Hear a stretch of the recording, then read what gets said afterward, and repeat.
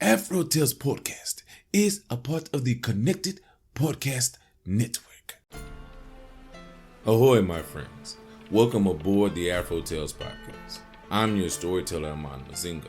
Join me as we explore the tales that grew from the people of indigenous and African descent in the Americas and the Caribbean. After, come and see me, chef, who will impart upon you a recipe for the story you have just heard. So with no further ado, let us set sail on this new age of exploration. Yep, I'm here. Like I didn't have to take a break. And because I didn't. I actually did not have to take a break this time. I normally am at this point, because of the holidays, because of work and recording, I am extremely fatigued, fogged out, exhausted, tired. My normal morning routine is off. I'm dragging, and I'm pretty sure everybody is like that, right? Now, this is going to come as something weird. I tried something new to help out with that. I normally drink a lot of black tea in the morning, and I tried something new for about a week to see if it helped me out. It was Magic Mind, the shot, right? And it helped, surprisingly. I wasn't expecting it to. I took it for 3 to 4 days. Initially, I took it the one day. Then I took a day off to see if there was a difference. Then I took it the next 3 or 4 days and found out it helped me out a lot. I didn't have the drop off at the end like I would normally have if I take other energy supplements. I didn't have the jitters that I've had from taking other stuff. It didn't send me straight to the bathroom like coffee or tea does, which I think is awesome. Especially when you try to work and you work outside. It's hard to find restrooms, you know. It defogged me real quick in the morning. Like, I'm normally a morning person, but after a while, you know, morning people we drag too, right? And it really helped out, and I was surprised. I didn't even notice at first that I felt better, but then when I looked, and I'm like, yeah, I feel better. I really do. And then when you look at what's in it, it kind of, it's like, well, yeah. One, I really technically didn't stop drinking tea. It has matcha in it, which is great for antioxidants, which helps your immune system and everything like that. Then it has this flower, Rhodelia rosea, which helps with fatigue and anxiety and increases your body's resistance to stress. And then you have lion's mane and cordyceps mushrooms in there. It altogether has 6 ingredients, which if you're vegan, vegetarian, if you're trying to reduce your chemical intake, because everything has chemicals in it, if you're trying to reduce your sugar intake because everything has sugar in it, this is something you can do. A tea, 3 flowers, 2 mushrooms. That's not much, you know, and it actually tastes good. If you're adverse to the taste of matcha, trust me, I am. You don't taste it. Shoot that thing back and you are done. It's good, right? So I'm looking to get more. I recommend my family to get it. You know, it's just something, you know, that you should try. What's it going to hurt? You've done the other supplements. You drink coffee, you drink tea. You know, what's it going to hurt to just try it? See if it helps. See if you don't have to drink as much coffee anymore. See if you don't have to drink as much tea. See if you don't need those other energy drinks that make you feel funny at the end of the day. So my link to help you and us and family and everything for the month of January is going to be magicminds.com/Jan AfroTales. Okay. magicmind.com/JAN lowercase AfroTales. That gets you 1 month free when you subscribe to 3 months. Again, magicmind.com/Jan AfroTales. Once you go there, once you pick what you're going to get, at checkout, put in AfroTales20 as your discount code. That's AfroTales 20.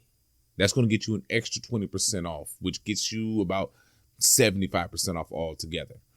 This lasts for the month of January, so hurry up, because when it's done, it's done.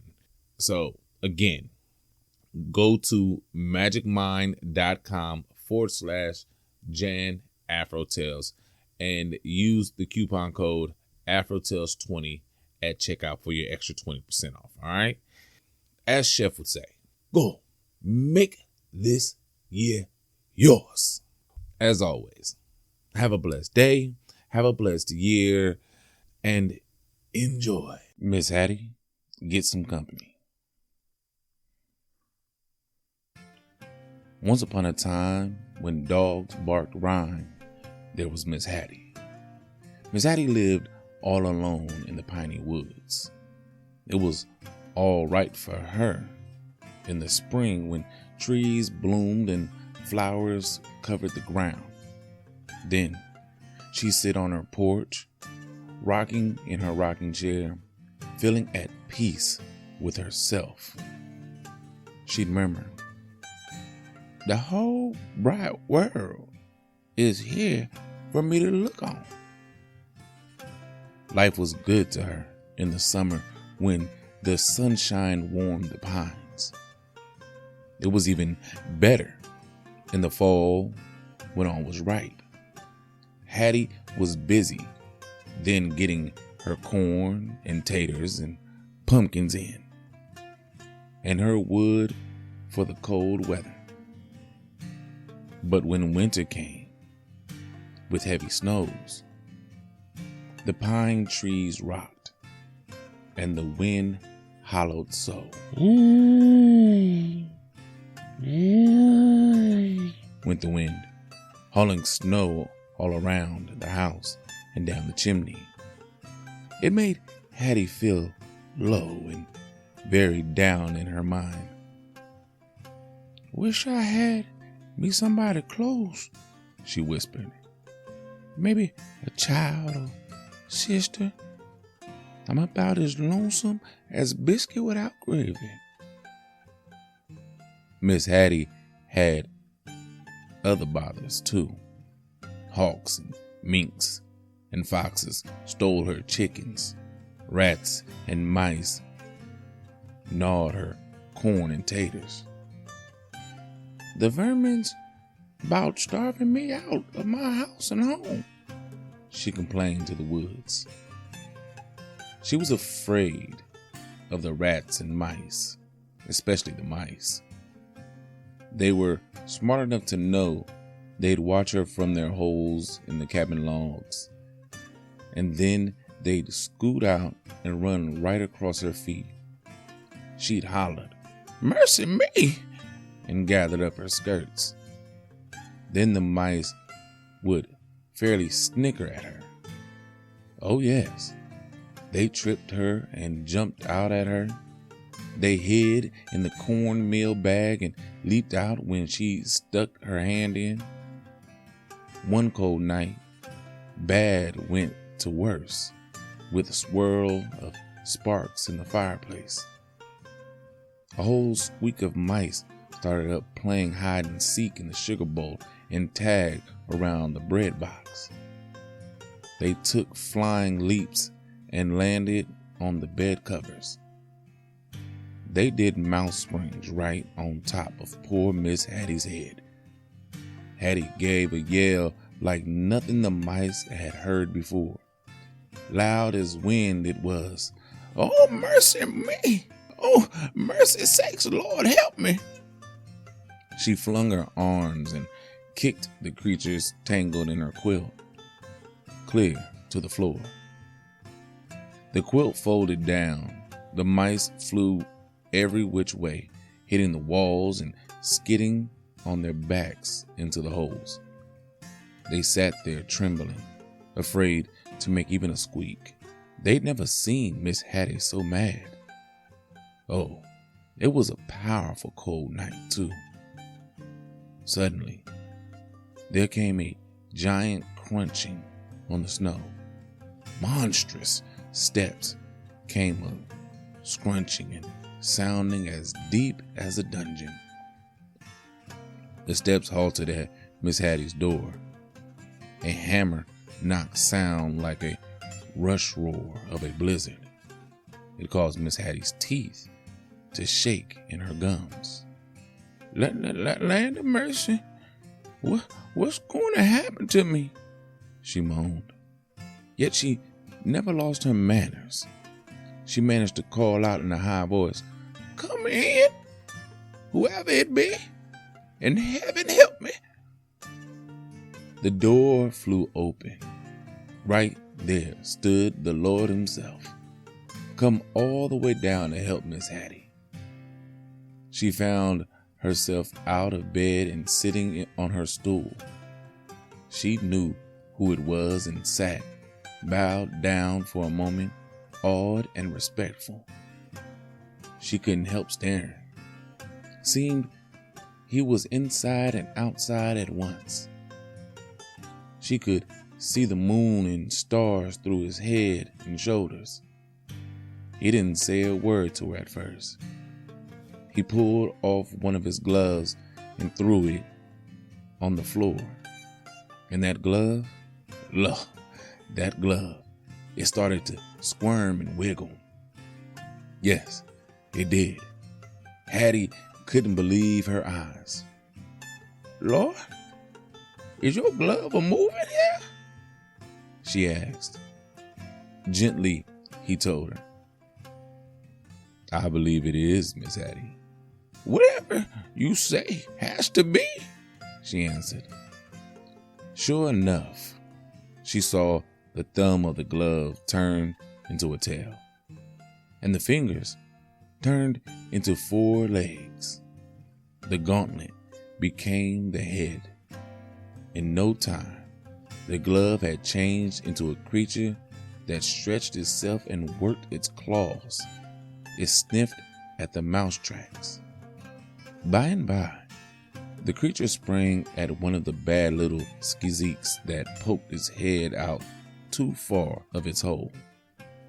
Blessed be, the creature caught the mouse with a fatal bite. It laid that mouse at Mz Hattie's feet, showing her what it could do for her.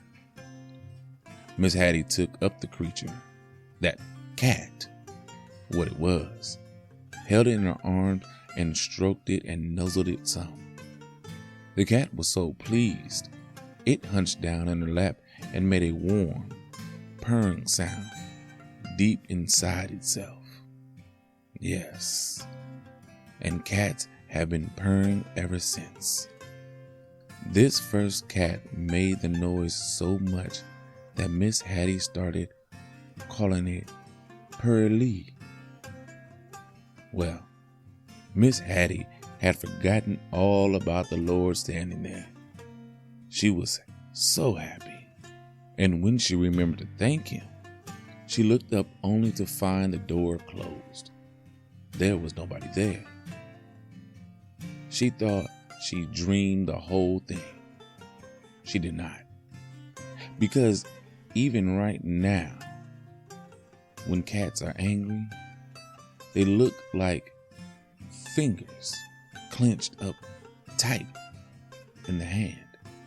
And until cat can, they waggle their tails, just like daddy's thumb warning to say, don't do that to the child. After then, every time Mz Hattie hollered, "Purrlee, Purrlee," that cat came running to her and rubbed itself against her leg. And that's how the cat came to be. You must always watch out for them, for they're made of Jesus' glove. and it's plain unlucky to harm them. Still, cats came here well after other creatures, and so they should behave themselves, but they never do. They think cream and meat were made for them, and the softest cushion too, like Mz Hattie's lap. But she was happy now. There Mz Hattie was. She had some company at last. So be it. Bow bended, don't you know? The end.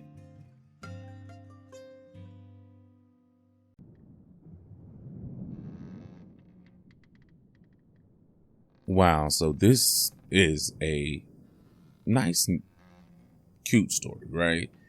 Coming from Her Stories by Virginia Hamilton. I've been sitting on this story for a while. I knew I was going to read it sooner or later. I just didn't know when. I like Mz Hattie. She's a self-sufficient older woman, and she takes care of everything herself, except for having to deal with her rodent issue. The small problems in life that can kind of become overwhelming, right? The ones that we can't seem to grab hold of, them small little issues that just keep creeping up. Those are the mice there, right? And she's asking for help, wishing that she had family there that may be able to help her with those issues, much like we do. But she can't, because they're nowhere around. So she's calling out for help. And lo and behold, her Almighty comes to her and gives her what she needs to solve the problem. Now, for those that aren't Christians that listen to this, I want you to insert your Lord and Savior into the story and understand that in whatever faith you follow, whoever's your supernatural provider, this is who the Lord is in this story. Many of these stories from the Deep South, especially going back in African American history, are going to be based off Christianity, because that's what we had at the time. That's what we followed. So that's who we went to in times of need. But that may not be who you go to, and that's okay. Whoever you go to, that's your Lord in this story. That's whose glove came off and turned into that cat. And I like this version of where cats come from. It's a kind of like a, poor case story, a wise story of how cats got here. It doesn't diminish what cats are, because at the end of this story, it definitely described a cat. I used to have a cat, and Coco was definitely exactly that, right? But she wasn't about to hunt no rodents. That just wasn't her thing. She was above that for some reason. I don't know. But so I like that story in that sense that Pearlie basically becomes a service animal, a comfort animal for Mz Hattie, and gives her that little extra bit of security that she needs in her time, in her loneliness, right? Because not all of us have friends or family around. Some of us may have moved, family are gone for whatever reason. I'm not going to get into it, but we get animals to take the place of that. And that is the biggest thing in the story to me, more than the religious aspect of it. So I just wanted to say that. But thank you.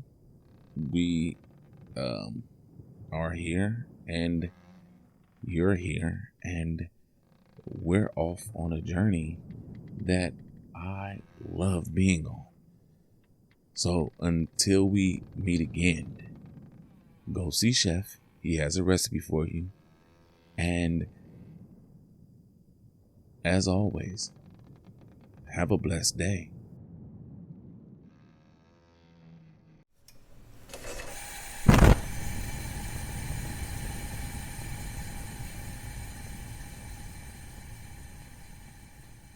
Welcome, my friends, to the Galley. I am your chef, and today we have a wonderful recipe inspired by the story you have just heard. Today we will be creating biscuits and gravy. Now, what will you need for this recipe? For the biscuits, you will need 2 cups self-rising flour, 1.5 teaspoons of double action baking powder, 1 teaspoon cream of tartar, 1/8 a teaspoon of salt, 2 tablespoons of granulated sugar, a 1/3 cup of butter flavored shortening, and 1 3/4 cup of buttermilk. Yes, this is from scratch. And for the sausage gravy, we will need 1/2 pound of breakfast sausage, not maple, but it can be hot and spicy if you want it to be. 1/4 cup of all-purpose flour, 1.5 cups of half and half, 1/2 teaspoon of ground black pepper, and 1 teaspoon of salt. Now, how do we put this together? Easy. For the biscuits, in a large mixing bowl, combine the flour, salt, sugar, baking powder, and cream of tartar. Then you will sift all of the ingredients until everything is well combined. Next, add in the butter flavored shortening and pour in the buttermilk. Combine everything with pastry cutter or fork until it turns into dough. Then you will flatten the dough into rectangular discs about 2 inches thick. Cut the disc into 8 sections. Grease the flour baking sheet and place the biscuits on the sheet. Bake at 350 degrees Fahrenheit for 10 to 15 minutes, or until the biscuits are golden brown. Now, for the gravy.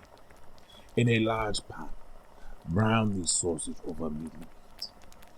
Drain most of the fat, but leave about 1 tablespoon of that in the pan. Sprinkle in the flour and stir. Pour in the half and half and then stir some more. Let cook over medium heat until it thickens. Then remove the pan from the heat. Cut the biscuits in half and pour the gravy over the biscuits. And that's it, my friend. Now, go do what you do. Make this recipe yours. And by the way, if you feel a little lazy and don't want to do the biscuits from scratch, you can always go and buy some biscuits and cook them in the oven and just make the gravy. Now, until I have another wonderful recipe for you, remember Mz Hattie and her companion. And please, do not live life lonely. So until next time, my friends, as always, enjoy.